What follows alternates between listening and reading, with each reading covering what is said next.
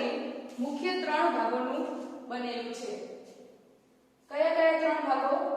માથું, ધડ અને હાથ પગ. આ શું છે?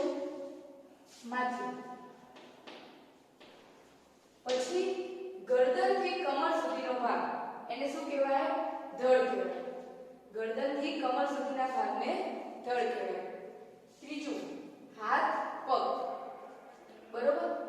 એટલે આપણું શરીર કેટલા ભાગોનું બનેલું છે? આપણું શરીર 3 ભાગોનું બનેલું છે. કયા કયા?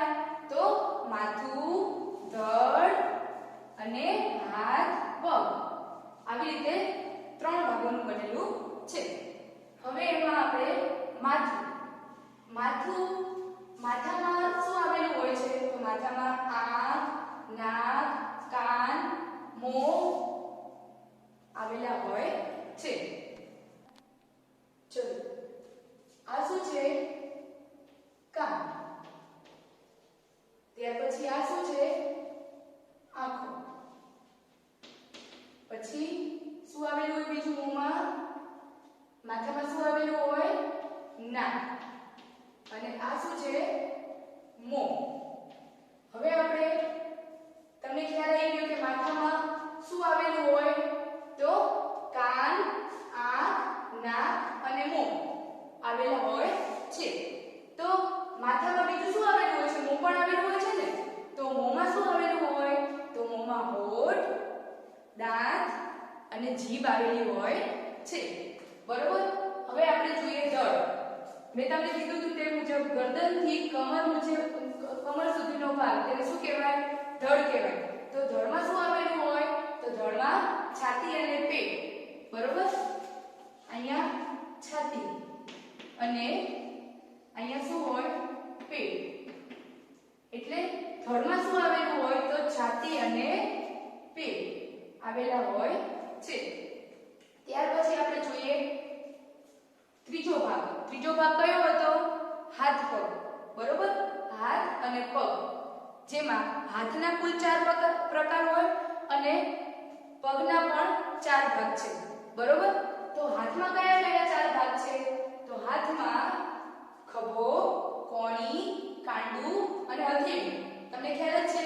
આને શું કહેવાય? ખભો. આને શું કહેવાય? કોણી. પછી આને કહેવાય કાંડું અને આને કહેવાય હથેળી. જોઈએ આપણે હાથમાં કઈ જગ્યાએ, અહીંયા આ ચિત્રમાં કઈ જગ્યાએ છે તે? તો આ શું છે? ખભો. પછી અહીંયા શું આવેલું હોય? અહીંયા કોણી આવેલી હોય. પછી અહીંયા આ શું છે?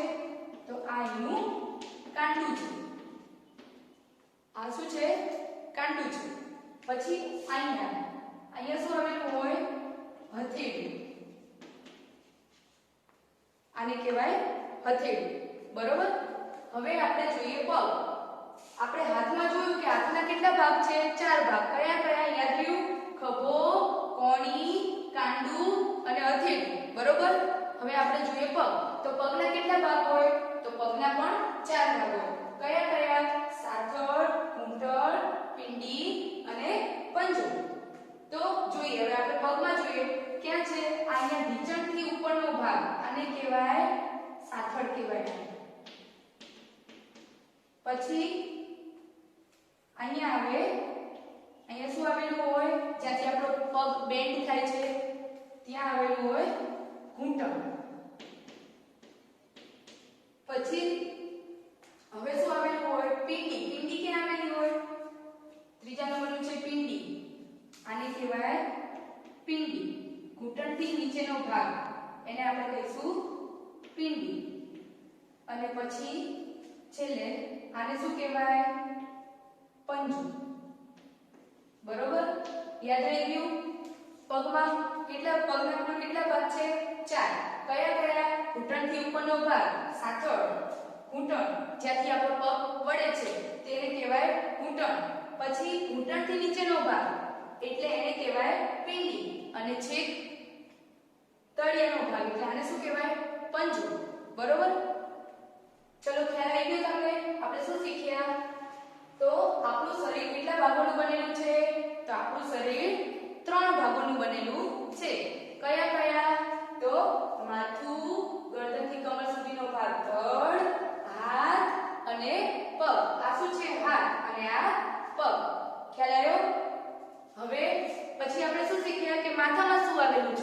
માથામાં શું આવેલું છે? આંખ, નાક, કાન અને મોં. પછી આપણે જોયું કે મોંમાં શું આવેલું છે? તો મોંમાં શું આવેલું હોય? હોઠ, દાંત, જીભ. બરોબર? પછી આપણે જોયું ધડ. તો ધડને મુખ્ય કેટલા ભાગોમાં વહેંચવામાં આવે છે? તો ધડને મુખ્ય બે ભાગોમાં વહેંચવામાં આવે છે. કયા કયા? તો છાતી અને પેટ. બરોબર? પછી આપણે આગળ ત્રીજો ભાગ એટલે કયો? તો હાથ પગનો ભાગ. તો હાથના કુલ 4 ભાગ છે. હાથના કેટલા ભાગ છે? 4. કયા કયા? તો ખભો, કોણી, કાંડું અને હથેળી. બરોબર? પછી પગ. તો પગમાં આપણે શું શીખ્યા? સાથળ. ઘૂંટણથી ઉપરનો ભાગ સાથળ. પછી ઘૂંટણ. પછી ઘૂંટણથી નીચેનો ભાગ એટલે પીંડી અને પંજો. ખ્યાલ આવી ગયો?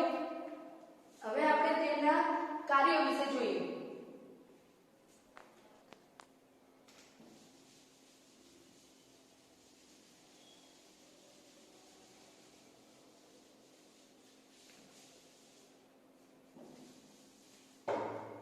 ચલો, આંખો શું કામ કરે છે? આપણી આંખો શું કામ કરે?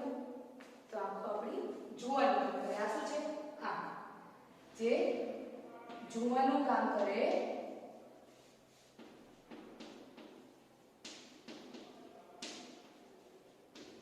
બરોબર? પછી નાક, આપણું નાક. આ છે નાક. એ શું કામ કરે? તો નાકથી આપણે સૂંઘીએ છીએ. નાક શું કામ કરે? તો સૂંઘવાનું કામ કરે.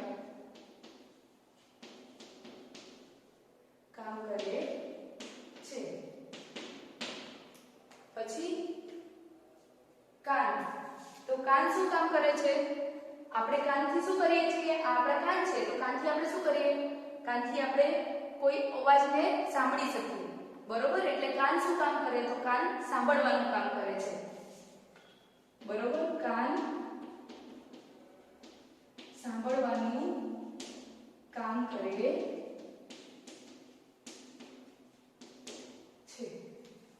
બરોબર? પછી અહીંયા શું આપેલું છે? મોં. આ શેનું ચિત્ર છે? મોં. તો મોં શું કામ કરે છે? તો મોં ચાવવાનું, મોં ખાવાનું અને બોલવાનું કામ કરે છે. ખાવાનું અને બોલવાનું કામ કરે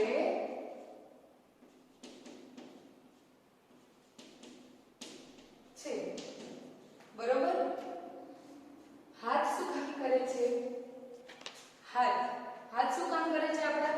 તો કઈ પણ વસ્તુ આપણે લખવી હોય તો એની માટે આપણે શેની જરૂર પડશે? હાથની જરૂર પડશે. બરોબર? તો હાથ લખવાનું કામ કરે છે. બીજું, કઈ પણ વસ્તુ આપણે હાથ વગર પકડી શકશું? હાથ ના હોય તો આપણે કઈ વસ્તુને લેવી હોય તો આપણે લઈ શકીએ? ના લઈ શકીએ. બરોબર? તો હાથ શું કામ કરે? પકડવાનું કામ કરે, લખવાનું કામ કરે, એ સિવાય ઘણા બધા બીજા અનેક કામો કરે. તો હાથ શું કામ કરે છે? તો હાથ લખવાનું અને પકડવાનું અને બીજા અનેક કાર્યો કરે છે. બરોબર? પગ. હવે આપણે પગ બધાને ખબર જ છે કે પગનો આપણે શું ઉપયોગ કરીએ. અત્યારે મારે અહીંથી આમ જવું હોય તો પગની જરૂર પડે ને? તો પગ શું કામ કરે? ચાલવાનું કામ કરે, બીજું દોડવાનું કામ કરે અને કૂદવાનું કામ કરે. બરોબર? પગ શું કામ કરે? ચાલવાનું, દોડવાનું અને કૂદવાનું કામ કરે. બરોબર? તો બધાના કાર્યો યાદ રહી ગયા? પગ શું કામ કરે? તો ચાલવાનું, દોડવાનું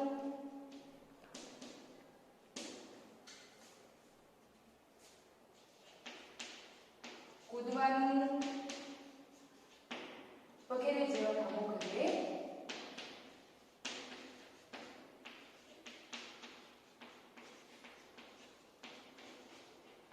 ચલો તમને યાદ રહી ગયું આંખો શું કામ કરે આપણી આંખો શું કામ કરે તો આંખો જોવાનું કામ કરે પછી નાક શું કામ કરે સૂંઘવાનું કામ કરે શ્વાસ લેવાનું કામ કરે શ્વાસ લેવાનું કામ કરે બરોબર પછી કાન શું કામ કરે તો કાન સાંભળવાનું કામ કરે છે બરોબર મોં શું કામ કરે આપણે મોં વડે ખાઈએ છીએ બરોબર ખાવાનું કામ કરે બીજું મોં વડે આપણે બોલીએ છીએ પછી હાથ શું કામ કરે તો હાથ લખવાનું અને કોઈ પણ વસ્તુ પકડવાનું કામ કરે પગનું કામ શું છે તો તમારે એક જગ્યાએથી બીજી જગ્યાએ ચાલવું હોય જવું હોય તો તમારે પગની જરૂર પડે એટલે ચાલવાનું કામ કરે દોડવાનું કામ કરે અને કૂદકા મારવાનું કામ કરે નીચે આપેલા ચિત્રોને તેના નાક સાથે જોડો આપણે ચિત્રોને ધ્યાનથી જોઈશું અને તેના નાક સાથે જોડીશું બરોબર આ શું છે તમને ખ્યાલ છે આ શું છે આંખ બરોબર ક્યાં લખ્યું છે આંખ અને કાનો આંખ તો આને આપણે આંખ સાથે જોડીશું બરોબર પછી આ શું છે હાથ બરોબર હાથ ક્યાં લખ્યું છે અને કાનો હાથ તો આને આપણે હાથ સાથે જોડીશું બરોબર પછી આ શું છે એ તો તમને ખ્યાલ જ છે શું છે આ કાન બરોબર તો એને આપણે કાન સાથે જોડીએ અહીં લખ્યું છે કાન આ પગ છે અને આપણે પગ સાથે જોડીશું પછી આ શું છે નાક બરોબર તો આને આપણે નાક સાથે જોડીશું હવે આપણે કેટલાક પ્રશ્નો જોઈએ બરોબર તેના પ્રશ્નોના જવાબ નીચે આપેલા પ્રશ્નોના જવાબ લખો આપણું શરીર કેટલા ભાગનું બનેલું છે તો આપણું શરીર કેટલા ભાગનું બનેલું છે હમણાં આપણે ચર્ચા કરી બરોબર કે આપણું શરીર 3 ભાગોનું બનેલું છે કયા કયા તો માથા સુધીનો ભાગ ગરદનથી કમર સુધીનો ભાગ એને કહેવાય ધડ અને હાથ પગ બરોબર આપણું શરીર કુલ 3 ભાગનું બનેલું છે કયા કયા માથું ધડ હાથ પગ બરોબર તો અહીંયા લખીશું આપણે 3 આપણું શરીર કેટલા ભાગનું બનેલું છે તો 3 બરોબર પછી જોવાનું કામ કોણ કરે છે જોવાનું કામ કોણ કરે છે તમે શેના વડે જોવો છો આંખો વડે બરોબર તો જોવાનું કામ આંખ કરે છે આપણે શેના વડે સાંભળીએ છીએ આપણે કોઈ પણ અવાજ શેના વડે સંભળાય છે નાક વડે સંભળાય શેના વડે સંભળાય કાન વડે સંભળાય છે બરોબર આપણે શેના વડે સાંભળીએ છીએ તો આપણે કાન વડે સાંભળીએ છીએ કાન આપણા બંને હાથના મળીને કુલ કેટલા આંગળા હોય છે કેટલા હાથના પૂછ્યા છે બંને હાથના મળીને કુલ કેટલા આંગળા થાય કુલ ગણો છો તમે કુલ 10 આંગળા થાય કેટલા થાય 10 બરોબર આપણા બંને હાથના મળીને કુલ 10 આંગળા હોય તમને એકનું પૂછવું હોય તો આપણા એક હાથના કેટલા આંગળા હોય છે આપણે એક હાથના કેટલા આંગળા હોય 1 2 3 4 5 કેટલા આંગળા હોય 5 એક હાથના 5 હોય પણ અહીંયા શું પૂછ્યું છે આપણને બંને હાથના તો બંને હાથના કેટલા હોય તો 5 ને 5 10 કુલ 10 આંગળા હોય માથામાં શું આવેલું હોય છે માથામાં આપણે વાત થઈ કે માથામાં શું આવેલું હોય તો અહીંયા લખ્યું હતું આપણે કે આ મોં પછી આ છે નાક બરોબર અને શું રહી ગયું કાન બરોબર તો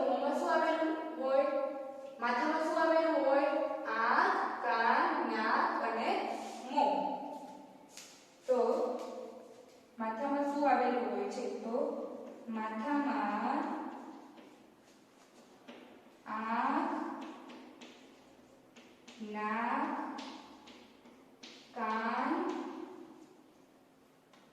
અને મોં આવેલું હોય